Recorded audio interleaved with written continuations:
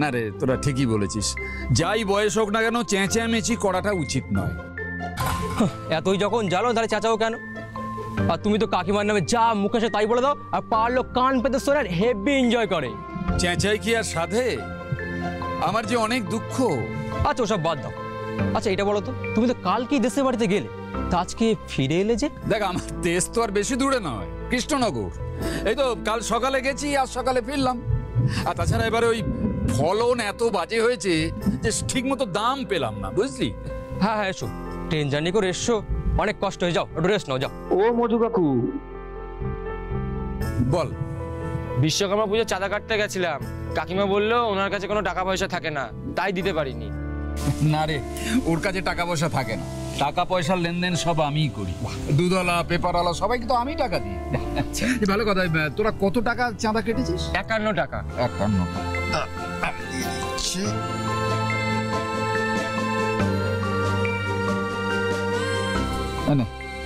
1 টাকা। Thank you কাকু। ঠিক আছে, আমি তাহলে চলি। হ্যাঁ হ্যাঁ, এসো এসো। মধু কাকুর বউটা কিন্তু হেভি দেখতে। শিখা কাকিমা মধু কাকুর চেয়ে প্রায় 15-20 বছরের ছোট। জানিস তো ভাই, আমার না ওই কাকিমা বলতে খুব কষ্ট হয়। ডাকবি না, ডার্লিং বলে ডাক। তুই শুধু উল্টো পাল্টা বকিস না। তো ভাই জানিস তো, আমি শিওর না, তবে আন্দাজ করতে পারছি, যদি ট্রাই মারা যায় না, গ্রিন সিগন্যাল দেয়। তোরা এসে সুন্দরী মেয়ে দেখলেই তোদের মনে হয় যে ঝাল ঝোল আছে নিস। আরে এমনি এমনি বলছি না রে। আরে সেদিন বলছিলাম না, পরশুদিন তোমার গলা পাচ্ছিলাম, আরে সেদিন তো ঝগড়া হচ্ছিল। কি সব বলছিল জানিস? আমি রাস্তায় যাচ্ছিলাম, শুনতে পেয়েছি।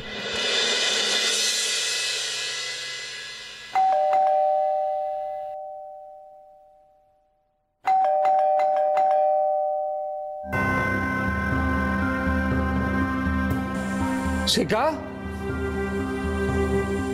শেখা,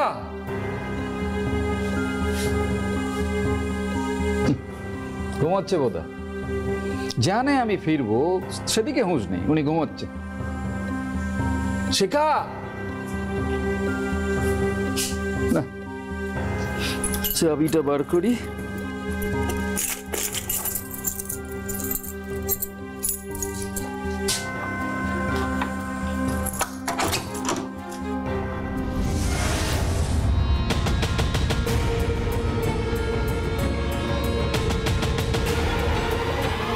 শিখা,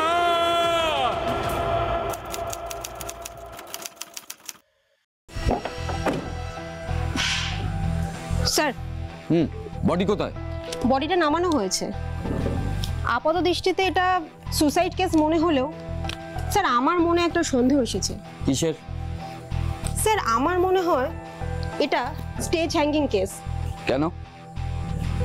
কারণ সুসাইড করে গলায় ফাঁস দিলে যতটা জিভ আর চোখ বেরানো দরকার ততটা কিন্তু ছিল না স্যার। গুড অবজারভেশন, বাট এটা কোনো ডেফিনিট সিম্পটম নয়। চলো চলুন স্যার।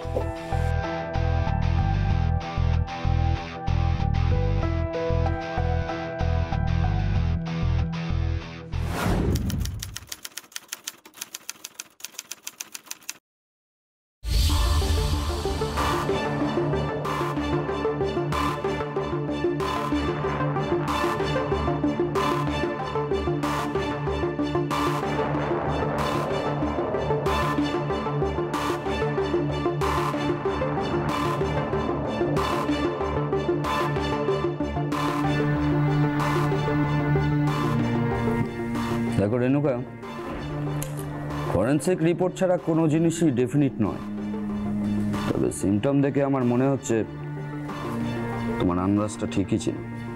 ইউ আর রাইট, এটা কোনো সুইসাইড নয়, আগে মেরে তারপরে দড়ি বেঁধে ঝুলিয়ে দেওয়া হয়েছে। Staged hanging case. ইয়েস। কোন সিমটম স্যার? ভালো করে লক্ষ্য করো, যদি গলায় দড়ি দিয়ে মুড়তো তাহলে দাগটা আড়াআড়ি হতো না। Yes sir. বৃত্তাকার, তার মানে আগে মেরে পরে ঝুলিয়ে দিয়েছে। Right sir. আচ্ছা, ভিকটিমের বাড়ির লোককে কে আছে? ভিকটিমের হাজবেন্ড আছে, মধু হালদার। মধু হালদার। তা চলো একটু কথাবার্তা বলা যাক। চলুন, পাশের ঘরেই আছে। চলো।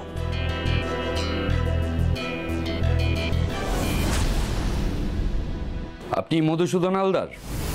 ভিকটিম আপনার স্ত্রী শিখা হালদার, তাই তো? আগে হ্যাঁ স্যার। কতদিন হলো আপনাদের বিয়ে হয়েছে? তা নয় করে 18 বছর হয়ে গেছে। আপনাদের ছেলে মেয়ে? নেই। আপনাদের স্বামী স্ত্রীর মধ্যে বয়সের গ্যাপ আছে, তাই না? হ্যাঁ, 20 বছর। আমি যখন বিয়ে করি আমার তখন বয়স 40 বছর, শিখা তখন 20 বছর বয়স। আচ্ছা, মৃত অবস্থায় শিখা দেবীকে কে দেখতে পায়? আমি দেশের বাড়ি কৃষ্ণনগর থেকে সকালে ফিরলাম, ফিরে দেখি দরজা বন্ধ। ভাবলাম ঘুম হচ্ছে, আমি নিজের চাবিটা দিয়ে দরজাটা খুললাম। দাঁড়ান দাঁড়ান, নিজের চাবি? ব্যাপারটা কি বলুন তো? আসলে আমাদের দরজাটা ইয়ের লক সিস্টেমের, আমাদের দুজনের কাছেই চাবি থাকে, তাই একে অপরকে ডিস্টার্ব না করে আমরা ভেতর থেকে বাইরে, বাইরে থেকে ভেতরে যেতে পারি। আপনাদের স্বামী স্ত্রীর মধ্যে সম্পর্ক কিরকম ছিল? এখন ম্যাডাম 18 বছর তো বিয়ে হয়ে গেছে, যেমন থাকা উচিত, কখনো শান্ত স্বাভাবিক, কখনো ঝগড়া খুনসুটি। আপনার স্ত্রী কি সুসাইড করেছে বলে আপনার মনে হয়? হ্যাঁ, দেখে তো তাই মনে হয়। সম্পর্ক যদি শান্ত স্বাভাবিকই থাকে তাহলে আপনার স্ত্রী সুসাইড করলো কেন? দেখুন, যতই একসঙ্গে দুজন থাকি না কেন, একজনের মনের তলানিতে কি ঘটছে সেটা তো অন্যজন বুঝতে পারে না। হয়তো ওর মনের ভেতর অনেক কথা ছিল, আমি সেটা বুঝতে পারি। দেখুন মধুবাবু, প্রাইমা ফেসি আমাদের মনে হচ্ছে এটা সুইসাইড নয়, it's a case of murder. যদিও ফরেন্সিক রিপোর্ট বা পোস্টমর্টম রিপোর্ট না আসা পর্যন্ত কিছুই ক্লিয়ার করে বলা সম্ভব নয় আমার পক্ষে। তবুও বলবো, আপনাকে কিন্তু থানায় মাঝে মধ্যেই আসতে হবে জিজ্ঞাসাবাদের জন্য। এর মধ্যে আপনি বাড়ি ছেড়ে কোথাও যাবেন না, নট ইভেন আপনার দেশের বাড়ি কৃষ্ণনগর, ওখানেও যাবেন না। মনে থাকবে? ওকে। ভিকটিমের বডি দেখে প্রাথমিকভাবে আমাদের মনে হয়েছিল ভিকটিম সুইসাইডই করেনি, তাকে মার্ডার করা হয়েছে। আর যে মার্ডার করেছে একেবারে ঠান্ডা মাথায় পরিকল্পিতভাবে মার্ডার করেছে। মধুসূদন হালদারের বয়ান নিয়ে এলাকার লোকজনের সাথে আমরা কথা বলি, আর তার মাধ্যমে উঠে আসে